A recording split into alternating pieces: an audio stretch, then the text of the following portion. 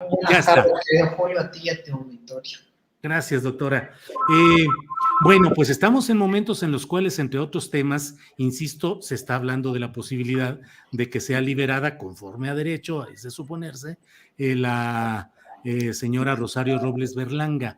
Te quiero preguntar, doctora, en términos generales, todo lo que conocimos de lo que fue la estafa maestra, las denuncias, los señalamientos, ¿en qué va quedando a estas alturas? ¿Hay un proceso judicial que nos mantenga la esperanza a los mexicanos de que haya castigo a todo eso, o se van diluyendo, se van esfumando? ¿Qué opinas, doctora? Y fíjate que yo tengo la misma duda que tú, que seguramente la mayor parte de ciudadanos de este país, porque ya han transcurrido más de 2 años, ¿no? Bueno, más de 3 y más de 4 desde que presentamos nosotros denuncias, y en unos casos mucho antes. Y yo realmente no he visto en el contexto una investigación exhaustiva que se conozca, o sea, no sé qué esté haciendo la fiscalía, pero que se conozca y tengamos elementos para poder determinar que si hay alguna esperanza cercana. Yo no los veo. No los veo porque este modus operandi, esta estructura que se generó a modo para poder desviar ese recurso, no recae en una persona. O sea, hay un conjunto, una red de proveedores, de empresas fachada, de personas que operaban directamente en las instituciones públicas y privadas, están los operadores internos, o sea, todo ese conjunto, ¿no? Y los testimonios de quienes participaron de manera indirecta, incluso que hoy entiendo que se apegaron a los criterios de oportunidad, que eran los segundos de las secretarías, donde decían, sí, a mí, yo sí participé, por ejemplo, dijo uno de los presuntos indiciados, en 4 contratos, pero los otros 8 me los falsificaron, ¿no? Otro más en que está imputado por una supuesta falsedad, pero entonces todo esto, en lugar de que se construya un escenario con todos esos datos y correlaciones que nos puedan aportar no solamente indicios y evidencia circunstancial, sino datos precisos de quién, cómo y dónde participaron, yo hoy día no lo veo. Y eso ya han transcurrido muchos años. O sea, si nos llevaba 6 meses hacer una auditoría, una investigación con este contexto y que fue que son un conjunto de actuaciones con expedientes robustos, pues lo que faltaría por haber hecho, yo creo que el tiempo transcurrido hasta ahora sería suficiente para poner pues, modo, tiempo y circunstancia de todo ello. Gracias, doctora.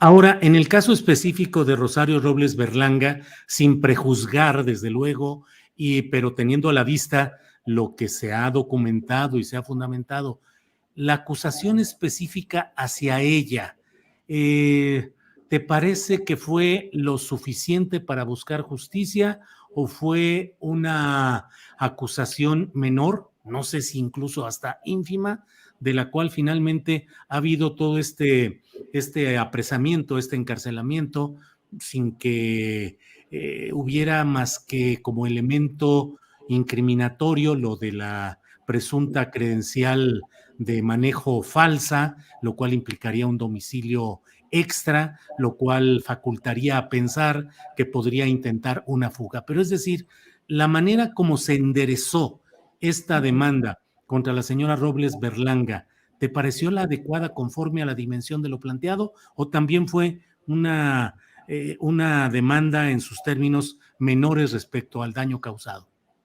Yo creo que en sí, no solamente el de ella, sino los demás que no se han efectuado, no han sido acorde a los elementos que se tienen para poder hacer una acusación en su caso y que las personas se defiendan. Y sí, si me preguntas sobre el caso concreto de ella, yo diría que en relación a lo que se le está acusando, no meritaría realmente esta medida cautelar. O sea, en relación a la acusación que hoy tiene. No acabo yo de entender, no entiendo cuál ha sido la estrategia de la Fiscalía, pero creo que tenían los elementos para haber hecho en todas las personas que estaban involucradas o relacionadas una acusación formal. Tenemos también otros testimonios de los subsecretarios de segundo nivel donde ellos aseveran en las carpetas y en los propios datos, en particular a mí me han dado, donde le dijeron a ella personalmente, oye, me están involucrando en esto y estos pagos no fueron, ¿no? Recuerdo a Enrique Tiburcio, por ejemplo, cuando lo citamos nosotros en la auditoría a mostrarle los contratos, dijo, no, esta no soy yo, y de allá se fue a presentar denuncia y a informarle a ella. O sea, hay elementos que te llevan a saber que por supuesto que conocía esta situación que estaba sucediendo, y entonces yo no acabo de entender por qué hasta hoy es la única imputación que hay, y que en efecto, ¿no? El amparo que se gana, que entiendo que es contra las medidas cautuleras, pues es un derecho de ella y pues es la justicia, ¿no? Vamos a esperar que suceda, aunque luego los medios y todo esto crean expectativas muy altas para todos y la realidad nos muestra otra cosa.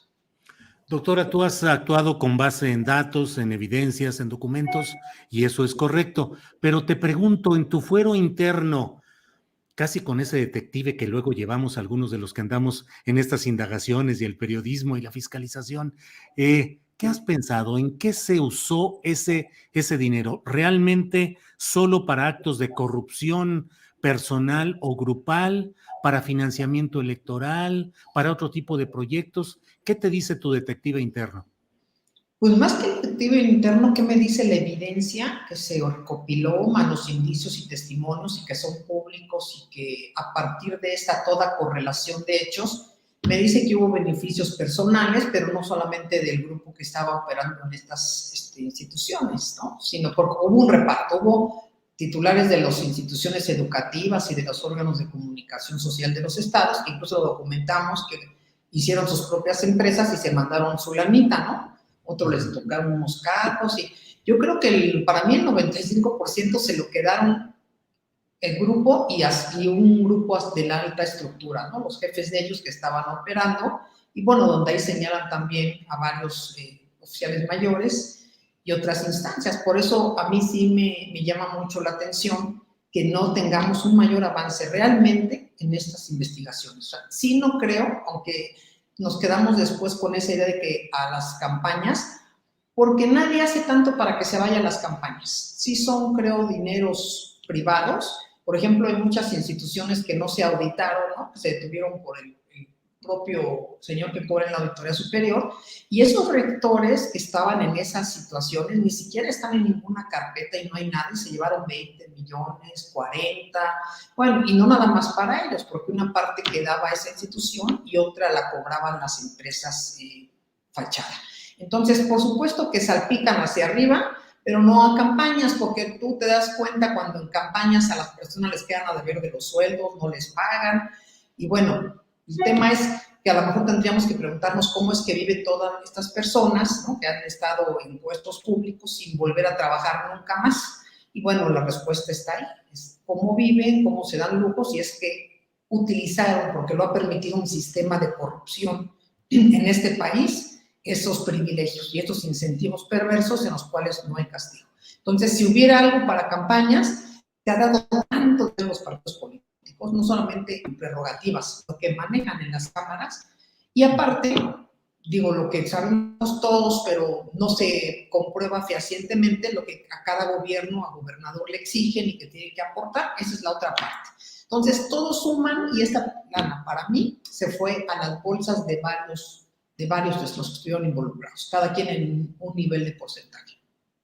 Gracias, doctora. Te agradezco la posibilidad de platicar y de analizar este tema, y a reserva de lo que desees agregar, te preguntaría dos cosas concretas. Uno, ¿crees que siguen produciéndose en México a estas alturas mini estafas maestras que no tengan la dimensión de la históricamente conocida, pero que siguen más o menos mecanismos de entendimientos entre políticos, institucionales, para hacer estas mini estafas, por un lado, y por otro te quiero preguntar si tú crees que realmente se ha ido abatiendo el índice de corrupción en México? Sí siguen habiendo estos esquemas, por supuesto, sí siguen habiendo, mucho en los estados y mucho en las dependencias también de orden federal, ¿no? En las propias instituciones en el nivel micro. Yo creo que la alta corrupción, como se vivió antes no existe en ese entorno, ¿no? Certero de que alguien de las cabezas esté involucrado, porque creo que sí hay un método disuasivo a través de pues de los diarios llamados a que cuidado con la corrupción en los que están hoy en gobierno, pero siguen los esquemas. Yo he sabido de varios en contratos, ya se hicieron muy minúsculos, pero persisten, y entonces nada más habría que ver los proveedores que de repente aparecen con contratos supermillonarios en varias dependencias. Ahí va, digo yo, a mí ya no estoy en gobierno, no me corresponde, conozco por otras razones, y en la misma institución que hoy sigue en esta cuestión de no fiscalizar, también hay contratos simulados en muchas acciones. Sigue. ¿Qué se hace? Pues es que no hay fiscalización, Julio, no hay un método real de señalamiento. Y los casos que se han sabido, a mi parecer, se han intentado ocultar bajo el tapete, ¿no? Y es una manera, pues que aparte de que desilusionen mucho, prohija que se sigan generando estas acciones. Entonces, sí existe, y también algo lamentable es que pareciera que los que levantan la voz únicamente lo hacen dirigidos hacia el Ejecutivo, cuando de veras, si estamos en una lucha contra la corrupción, tendríamos que estar buscando en todos los estados todo lo que sucede. Y de que sucede, por supuesto que sucede. Pues muchas gracias. Perdón, la segunda pregunta. Sí, creo que a nivel macro no está la corrupción de antes, y a nivel mini siguen. Chécate las delegaciones, chécate los gobiernos, las presidencias municipales, las obras, las compras, ¿no? O sea, muchos tenemos familias que se dedican a eso. Le dicen, no, pues hasta la cover, ¿no? Hasta la palabra le cambian. El tema son las personas. Si las personas que están en esos puestos siguen siendo corruptas, por más que tú lo hables en un discurso, no lo vas a aterrizar. Y si las instituciones de este país, obligadas a perseguir, sancionar e investigar estos casos, no lo hacen, pues entonces se suma ese espacio proclive a la corrupción. ¿Dijiste cover? ¿Ahora se usa esa palabra? Ahí en los estados, yo no lo había oído, cover, entonces les dije cover, qué bárbaro, ¿no? Entonces, el cover, vamos a hablar del cover. Esta obra lleva un cover del 10%, ¿algo así? Si quieres entrarle, ¿no? Le decían a los conocidos, hay un cover y entonces le dije, qué barbaridad, ¿no? O sea, es increíble. Y entran, y ya entran, pero es un modo de ser, ¿no? Y entonces, si nosotros pusiéramos a las mejores personas y cabezas de así y aseguráramos por lo menos que tienen integridad y conocimiento, podrías evitarlo. Pero bueno, como sabemos que quienes nombran a estas personas son los partidos políticos en materia de elección, y los que ganan ya están cobrando favores. Oye, lo vivimos en los procesos, ni te has sentado y oye, yo te ayudé a llegar y hay que llegar, aquí está, y dame este espacio para mi hijo, para mi allegado, mi allegada. Todo eso es corrupción. No ser el perfil apropiado, y que por esa razón haya desvíos, haya contratos indebidos, hay corrupción, ¿no? Un modo de compras directas elevadísimo sin ninguna justificación, hay corrupción. Entonces, todo eso tiene que ver, suma cada poquito. ¿Cómo te sientes como ciudadana? Me siento, bueno, tengo dos vertientes. La primera, como ciudadana, me siento contenta de ver que por lo menos puedo decir lo que quiera, puedo asesorar, consultar y hacer estas cosas, pero la segunda, me siento con la impotencia que te da de que, por ejemplo, hay denuncias, hay cuestiones que llevan y que se llevan en las fiscalías. Ya no vamos a decir que desde el asunto público hasta del privado, y ahí sigue prevaleciendo la corrupción en las fiscalías estatales y demás. O sea, esa impotencia no te la puedes quitar, porque sabes que eso no ha cambiado ni ha mejorado. Y te da una impotencia mayor no poder acercarte y decir las cosas como son en cada caso concreto, y que finalmente no hay mucho que se pueda hacer si no hay un cambio real y sistémico, que eso es a partir, ya no vamos a decir que de arriba abajo, es de abajo hacia arriba. O sea, ¿cómo aseguras que sí podamos tener los instrumentos para denunciar? Porque la otra cuestión es que tú denuncias y eres perseguido. Yo soy un ejemplo vivo de ello. Hoy tengo denuncias penales, ¿no?, fabricadas por el grupo de poder al que a mí me tocó sancionar, investigar, y no veo ninguna acción a todas las denuncias que he hecho, ni con los mismos diputados, ni con la Comisión de Vigilancia. O sea, es un tema complejo. Y entonces lo que hacen las personas que debían hacer esto, te dicen, yo ni me voy a meter, ni quiero investigar porque no quiero problemas.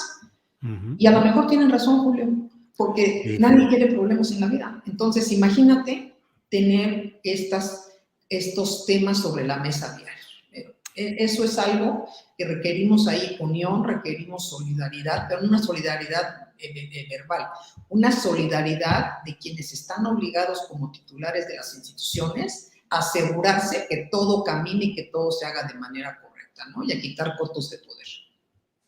Pues doctora, muchas gracias por esta oportunidad de platicar y seguiremos viendo qué es lo que sigue y qué es lo que sucede. Muchas Vamos gracias. a verlos. Muchas gracias a ti y a Que todos estés los que muy nos bien. escucharon. Gracias, buenas tardes.